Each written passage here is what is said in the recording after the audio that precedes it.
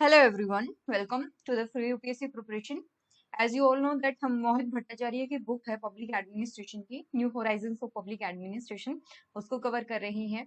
तो जो चैप्टर 8 है आपका वो बेस्ड है बेसिकली प्लानिंग पे, स्ट्रक्चर, ऑर्गेनाइजेशन स्ट्रक्चर उसके ऊपर। तो हमने प्लानिंग के बारे में ऑलरेडी कवर कर लिया है। Now we are going to talk about structure.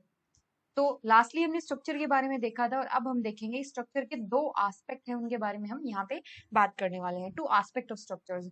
तो स्ट्रक्चर को ना दो अलग अलग एस्पेक्ट में देखना चाहिए। सबसे इंपॉर्टेंट चीज तो फर्स्ट एस्पेक्ट जो आपको उभर के आता है, it refers to such micro consideration as job definition, departmentation, then size and shape of organization, number of level and span of control. ये आपका ऑर्गेनाइजेशन है, इसको कितनी रिस्पॉन्सिबिलिटी मिलेगी, ठीक है, एक पर्सन कितनों को कंट्रोल करेगा, स्पैन ऑफ कंट्रोल, उसके बारे में यहाँ पे बात की जाती है। साथ में जॉब डेफिनेशन, जिसकी जो जॉब है उसको एटलीस्ट बताना कि तुम्हारा काम क्या है। तो ये आपका आता है माइक्रो पर्सपेक्टिव की छोटी से छोटी डिटेल के ऊपर फोकस करना माइक्रो पर्सपेक्टिव से। तो आपके जितने भी क्लासिकल थिंकर्स है ना, ट्रेडिशनल एडमिनिस्ट्रेटिव वाले, उन्होंने मेनली इसी एस्पेक्ट पे फोकस किया है। आप चाहे टेलर के बारे में पढ़ो, चाहे आप पढ़ो फायोल के बारे में, या आप गुलिक एंड उर्वी के बारे में पढ़ो, मोस्टली सबने इसी एस्पेक्ट पे फोकस किया है। ऑल्दो माना जाता है कि इन्होंने क्या किया था, प्रिंसिपल्स डेवलप करने पे फोकस किया था। बट अगर उनके आइडियाज को अगर आप देखते हो 21st सेंचुरी के अंदर, तो वैल्यूलेस नहीं है, they still carry the value with them. जो आइडियाज थे, जो प्रिंसिपल्स थे, अभी भी वैल्यू रखते हैं।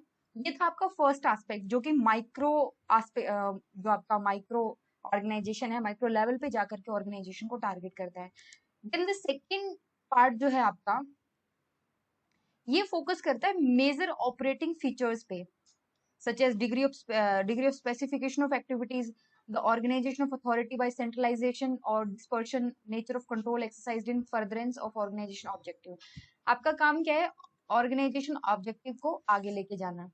उसके लिए आप क्या करते हो कि अथॉरिटी कैसे ट्रेवल कर रही है विद इन एन ऑर्गेनाइजेशन, ये सेंट्रलाइज्ड है या डिसेंट्रलाइज्ड है, ठीक है। Specification of authority, who is going to exercise the authority.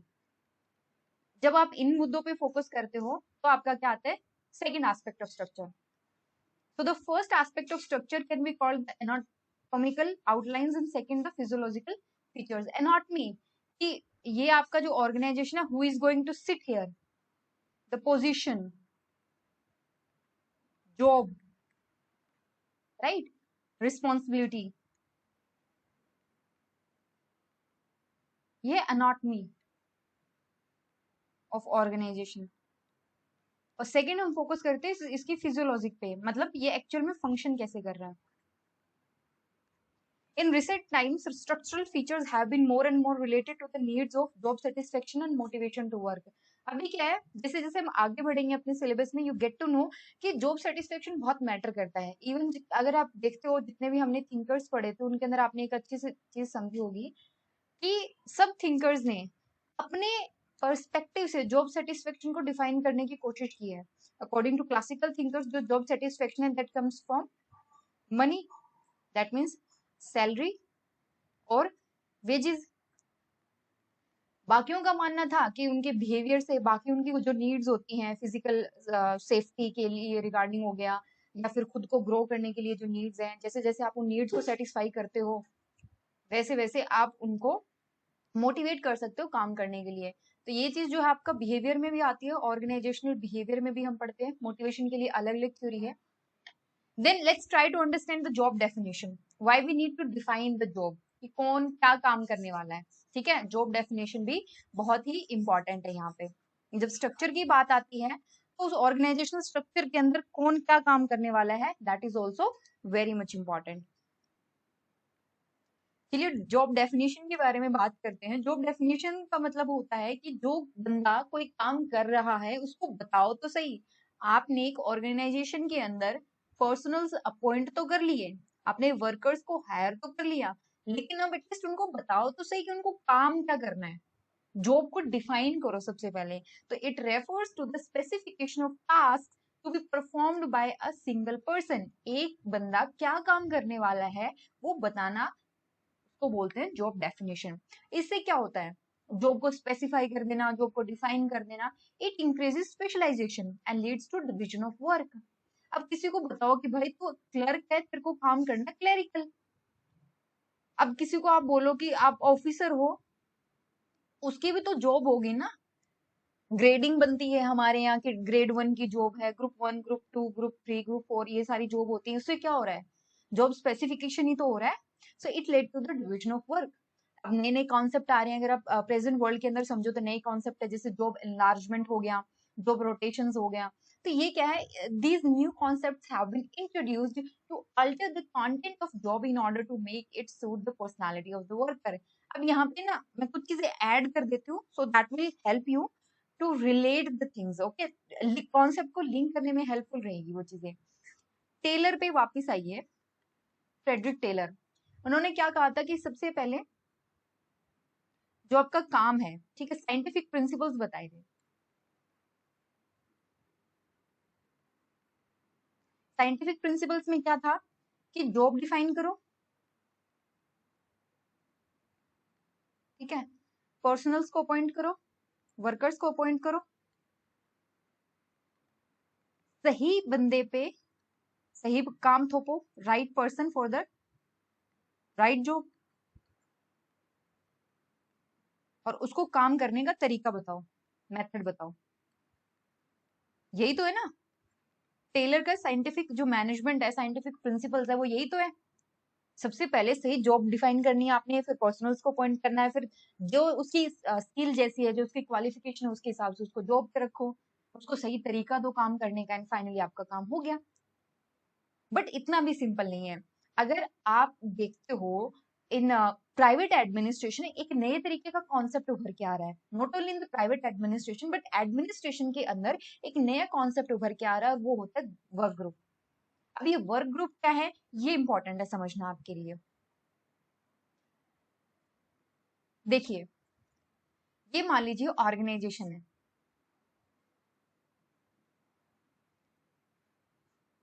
ये दो ऑर्गेनाइजेशन है, यहाँ पर क्लर्क जो है वो 10 है, जिनका काम क्या है, टाइपिंग का, ठीक है, क्लरिकल वर्क है उनका मेनली। और ये ऑर्गेनाइजेशन है जो काम करता है,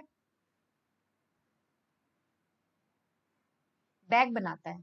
I am quite obsessed with this thing but still दस, कि वो एक है ना बैग बनाता है, लेकिन अलग अलग तरीके से बैग बनाता है। मतलब मान लीजिए एक बैग बनाने में 5 बंदे इन्वॉल्व है, और 5 तरीके के बैग बनते हैं, तो टोटल कितने हो गए, 25 पर्सनल्स हो गए।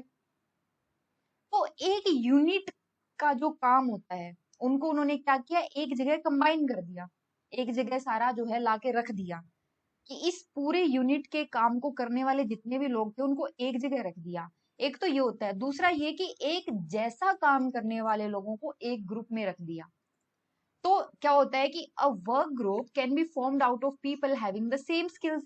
और जब आप ऐसे बंदों को एक जगह रखते हो जिनकी स्किल्स जो है वो सेम है, उनको बोलते हैं functional group. They are performing a single function. Okay, so this is called functional group.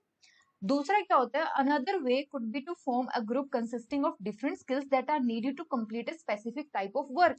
एक काम करने में, एक पूरा काम करने में आपको मान लीजिए 5 लोगों की जरूरत पड़ती है, हालांकि पांचों करते अलग अलग काम है। जैसे एक का हो गया रॉ मटेरियल कलेक्ट करना, एक का डिजाइन करना, एक का प्रोडक्शन करना, एक का मार्केटिंग करना, काम सबका अलग अलग है, लेकिन इस पूरे काम के लिए इन पांचों का होना बहुत ज्यादा जरूरी है। इसको हम क्या बोलते हैं, एक कंप्लीट यूनिट ऑफ वर्क। और इसको करने के लिए जितने सारे लोग थे उनकी स्किल्स अलग अलग थी, लेकिन हमने क्या किया, उनको एक जगह रख दिया। ऐसे मल्टी स्किल ग्रुप को हम क्या बोलते हैं, कंपाउंड ग्रुप। ओके, तो वर्क ग्रुप की डेफिनेशन क्या हुई, jobs are combined into work groups as in most large organization as number of people has to work together to produce result। जितने बड़े ऑर्गेनाइजेशन होते हैं ना, वहां पर लोगों को एक साथ रखा जाता है हैविंग सेम स्किल्स और to complete a particular unit of work, ताकि रिजल्ट अच्छे से आए। अब जो बड़ी बड़ी ऑर्गेनाइजेशन है वहां पे आप देखना डिपार्टमेंट्स बने होते हैं। डिपार्टमेंट करते क्या है, डिपार्टमेंट बेसिकली एक तरीके का काम परफॉर्म कर रहे हैं, है ना। वैसे ही अगर आप प्राइवेट ऑर्गेनाइजेशन में काम किया आपने, यू गेट टू नो कि सिमिलर स्किल वाले लोगों को एक साथ रखा जाता है मोस्ट ऑफ टाइम। इससे क्या होता है कि प्रोडक्टिविटी बढ़ जाती है है ना। जैसे एचआर डिपार्टमेंट हो गया आपका, या फिर आपका सिक्योरिटी के लिए हो गया, ये क्या कर रहे हैं, these people are having the same skills. फिर इसी से रिलेटेड एक और कॉन्सेप्ट है, जब हम बात करते हैं स्ट्रक्चर की, तो जो पिरामिडिकल शेप उभर के आती है ना स्ट्रक्चर की वजह से, इसको हम बोलते हैं हायरार्की। एंड हायरार्की से क्या उभरता है आपका, division of work. You get to know about the relationship, who is superior, who is subordinate, right? इसको मैं थोड़ा सा डिटेल में बताती हूँ। दो कॉन्सेप्ट आते हैं, एक तो आता है आपका वर्टिकल डिफरेंशिएशन और एक आता है आपका हॉरिजॉन्टल डिफरेंशिएशन। दोनों में फर्क क्या है? ये ऑर्गेनाइजेशन है जी आपका, कलर चेंज कर लेते थोड़ा सा रहेगा। यहाँ पे ये है और ये जो आपका लेवल है, इसमें मान लीजिए 4 लोग काम कर रहे हैं, ठीक है। कुछ इस तरीके से ऑर्गेनाइजेशन बना हुआ है। ये आपका चीफ एग्जीक्यूटिव हो गया, ये इसका सबॉर्डिनेट, ये इसका सबॉर्डिनेट, और ये आपका जो लोवेस्ट लेवल होता है जो काम कर रहा है एक्चुअल में, वर्कर्स। तो जब काम इस तरीके से डिवाइड है ना, टॉप डाउन वाले लेवल में, सुपीरियर सबॉर्डिनेट में, इसको हम बोलते हैं वर्टिकल डिफरेंशिएशन। और ये वाले मान लीजिए यहाँ पर जो वर्कर्स हैं, इनमें काम डिवाइडेड है। कोई क्लरिकल वर्क परफॉर्म कर रहा है, कोई मैनुअल वर्क परफॉर्म कर रहा है, ठीक है, कोई प्रोडक्शन में लगा हुआ है। लेवल सबका सेम है, ठीक है, लेवल सबका सेम है, बट काम का बंटवारा हुआ हुआ है। इसको हम क्या बोलते हैं, हॉरिजॉन्टल। यही होता है ना, this is vertical and this is horizontal. ये क्या है, ये हॉरिजॉन्टल डिफरेंशिएशन है, ये आपका वर्टिकल डिफरेंशिएशन है। क्लियर?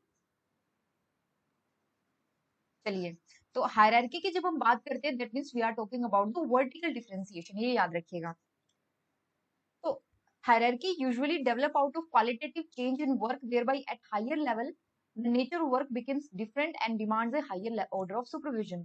जैसे जैसे आप हायरार्की में ऊपर जाते जाओगे, वैसे वैसे काम करने का जो तरीका है ना, और काम का नेचर है, वो चेंज होता रहेगा।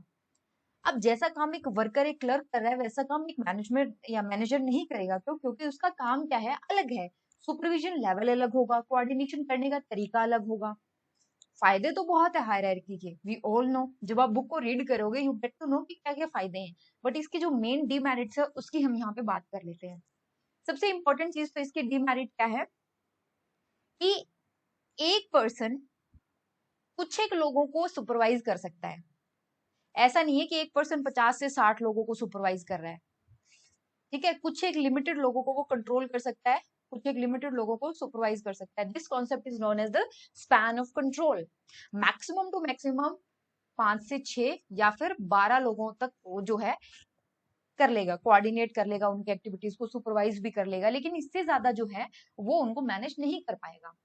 लेकिन इसकी वजह से क्या होता है, हायरार्की और भी ज्यादा बड़ी होती जाती है। This makes the organization tall, and इसका नतीजा ये होता है कि जो टॉप में पर्सन बैठा है ना, उसका बॉटम वाले से टच बिल्कुल गायब हो जाता है। The man at the top lose the touch with the man at bottom. और यही होता है ना कि जब हम हेडक्वार्टर फील्ड रिलेशनशिप पढ़ते हैं, वी गेट टू नो कि हेडक्वार्टर में बैठे लोगों की, हमारे अगर आप गवर्नमेंट स्ट्रक्चर्स देखोगे ना, तो बहुत एक पूरी टॉल स्ट्रक्चर बनती है। एंड अल्टीमेटली इसका रिजल्ट ये होता है कि टॉप में बैठे लोगों को पता ही नहीं होता कि बिल्कुल लोग जो आपके काम कर रहे हैं, फील्ड में काम कर रहे हैं लोग, या फिर ऑर्गेनाइजेशन में जो लोअर लेवल पे काम कर रहे हैं, उनकी कंडीशन कैसी है। तो क्या हुआ, इसकी वजह से टच गायब हो गया, कम्युनिकेशन नहीं हो रहा, इफेक्टिव कम्युनिकेशन नहीं हो रहा, राइट। एंड एक दूसरा ही होता है ऑर्गेनाइजेशनल इनफाइटिंग। स्ट्रक्चर में जो आपने क्या किया, हायरार्की जो है, उनके आपस में लड़ाई हो रही है, इनफाइटिंग बहुत ज्यादा देखने को मिलती है, and that is also attributed to hierarchy. ये जो होता है ना कि who is more powerful, politics जिसको आप बोलते हो, ऑर्गेनाइजेशनल पॉलिटिक्स, ये भी हायरार्की की ही देन है। देन इसी के साथ जुड़ा हुआ एक और कॉन्सेप्ट है authority. Authority to do some work, अगर आपको जिम्मेदारी दी है काम करने की, तो अथॉरिटी भी देनी पड़ेगी। So authority has been defined as the superior's right to issue orders directed towards the subordinate, who in turn has the duty to obey the order. Very simple. Authority ना हमेशा ये याद रखना सुपीरियर टू सबॉर्डिनेट फ्लो करती है। It's not like कि superior to subordinate जो कह रहा है उसको सुपीरियर मान रहा है। ये हमेशा अथॉरिटी इस तरीके से फ्लो करेगी। बट अथॉरिटी लेजिटिमाइज कैसे होती है ये डिपेंड करता है। क्या ये लेजिटिमाइज इस बात पे है कि सुपीरियर जिस पोजीशन पे बैठा है उस पोजीशन की वजह से अथॉरिटी लेजिटिमाइज है, या सबऑर्डिनेट इसको मान रहा है इसीलिए ये अथॉरिटी स्टैब्लिश हो रही है, दैट डिपेंड्स। तो ये क्या हुआ कि बेसिकली यहाँ पर अथॉरिटी की लेजिटिमेसी किस पे बेस्ड है, ये इंपॉर्टेंट है।